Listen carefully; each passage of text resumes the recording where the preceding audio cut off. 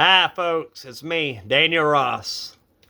And I'm here to talk about some moves the Miami Dolphins have made over the last several days. I've not been able to get on my YouTube for some reason, but today is the day that I am back.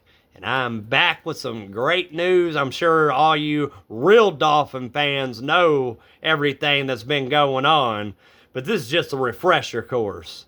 We had Kader Kohu, who was an undrafted free agent rookie. We had, not rookie, we had him for 2 or 3 years, but he went to the Chiefs.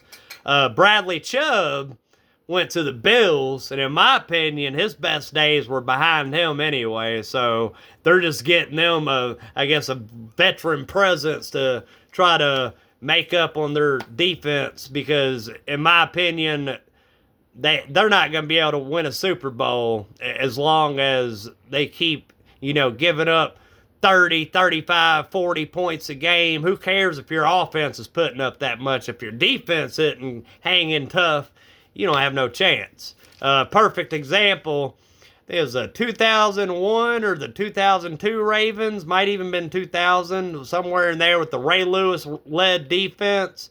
Their offense was absolutely terrible. All they had was Jamal Lewis, and Trent Dilfer was their quarterback. But their defense won them that Super Bowl. But to get back to the Dolphins, and I want to say we did re-sign Riley Patterson, and we signed Zane Gonzalez. We got him from the Falcons. He also played with the Cardinals and I think somewhere else. But they're going to have a kicking competition. So we might have a new kicker next year, but I'm leaning towards Riley Patterson. His accuracy is a little better. Zane Gonzalez has just got a little bit stronger leg. And Riley Patterson was 27 of 29 on his field goal attempts last year. And I think he was like top 3 or top 5 for accuracy. And that's what you want, especially with the Dolphins. And, your November, December games, when we go play, they send us to Chicago or Green Bay, we actually got a kicker that can kick in the wind. And Malik Willis, signing him to a 3-year deal is huge. Malik Willis is used to playing in the cold. Malik Willis is the best dual-threat quarterback the Miami Dolphins have ever had, ever. Hands down. That's why I brought up Pat White. Pat White, he did miraculous things at West Virginia. But once he got to that NFL level, He just flunked out. He ran a 4.55 40-yard dash. Malik Willis didn't run a 40-yard dash at the combine, but he was clocked going 4.37 in his senior year at Liberty. So I believe he could probably easily still run a 4.45 or a 4.47, maybe even a 4.4. But he's the best dual-threat quarterback we've ever had. We got Jalen Tolbert, and we got Tutu Atwell, 2 very fast wide receivers who I think are going to be complementary to Jalen Waddle. And Tyreek Hill, man, I loved him. I loved what he did with us, especially his first couple of years, back-to-back 1,700-yard seasons. But he's coming off a gruesome injury. Gruesome. And I think he will come back, but he might lose a step or two. But we weren't willing to take that chance, especially with our salary cap the way it is. It's in the dumpster right now because of Tua. Thank God Tua's gone. That's all I got to say. All you Tua lovers that were attacking me when we signed him to that ridiculous contract, what you got to say now? That's all I got to say. Because that man without Tyreek, even in his 1 year of making the Pro Bowl, you take Tyreek out the equation, he would have been lucky to have 3,000 yards. Tua is the type of quarterback that had to have a Tyreek type of... Malik Willis is a dual threat to where if he don't see nobody open, he's going to take off running. And that's what the Dolphins need. We need somebody to pair up with Devon Achane, one of the fastest running backs in the NFL. Jalen Waddle, who's one of the fastest wide receivers in the NFL. And then I've already talked about my boy Theo Weiss Jr., who I hope to God this season we use more.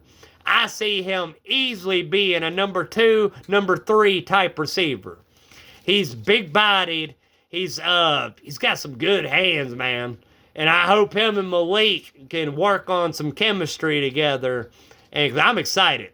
I'm excited about bringing back Dulcich. I believe that rather than all the analysts, I seen one analyst picked we were going to go 4-13. Oh, what?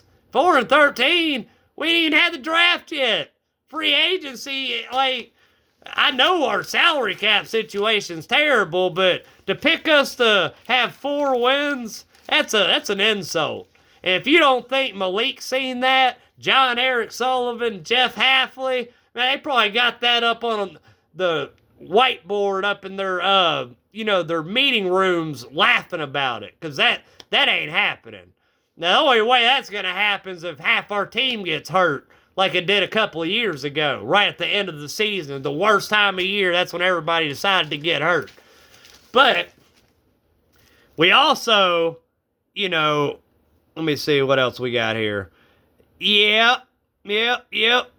I could easily see this guy. We got Robert Bill Jr. He's a defensive end. I could easily see him making our roster, our 53-man roster. And we also signed Darrell Baker Jr., who's from Panama City, played at Georgia Southern for the Eagles. He was an undrafted rookie free agent that was picked up by Arizona last year, and I guess they cut him, and now we picked him up. So hopefully we get to reap the benefits, because I watched some tape on Darrell Baker Jr. and Robert Bill Jr., and they both look like they're NFL caliber players. So hopefully, they bring something to us, whether it's on special teams or whatever. Like, I just feel like rather than, picking records for teams, a couple of weeks after the Super Bowl, worry more about what's going on right now. You guys, none of y'all know what's going to happen. For all we know, the Dolphins can make the Super Bowl next season. I highly doubt it. I hope to God it does. But I'm just saying, crazier things have happened. Like the year we went worst to first, they picked us that year, I think, to go 3-13 or 4-12, and we went 11-5, and that was the last time we won our division. But this Dolphin core we got, and with free agency and the draft and the mindsets of John Eric Sullivan and Jeff Halfley, I feel like this Dolphins team right now is set up for success. I don't care what anybody says. I don't care. Keep scrolling. If you don't like me, I don't care. Subscribe if you do like me. I keep it real. I talk about real stuff. I'm not going to sugarcoat nothing. If I thought we were going to stink, I would say we are going to stink. But I have high hopes for Malik Willis. And so do my 7 Malik Willis rookie cards. They have high hopes for them. And I just feel like that after the draft, we'll get a better idea of where our roster lies and all that. And, once we get into June, July, you got your OTAs and training camp and all that, we'll get a real good feel. But I got a good feeling that we're not going to be half as bad as all these analysts are saying we're going to be. I think Malik Willis is going to be great. Personally, I just think that this is going to be the perfect opportunity for him. And for right now, that's all I got for Dolphins fans. But I'll be posting another video shortly. I hope all you guys had a great day today. I hope all you had a good week, had a heck of a Sunday. I hope all you guys are at home being able to rest and get your minds back right. But for now, all I got to say is deuces. I'm out, and see you later.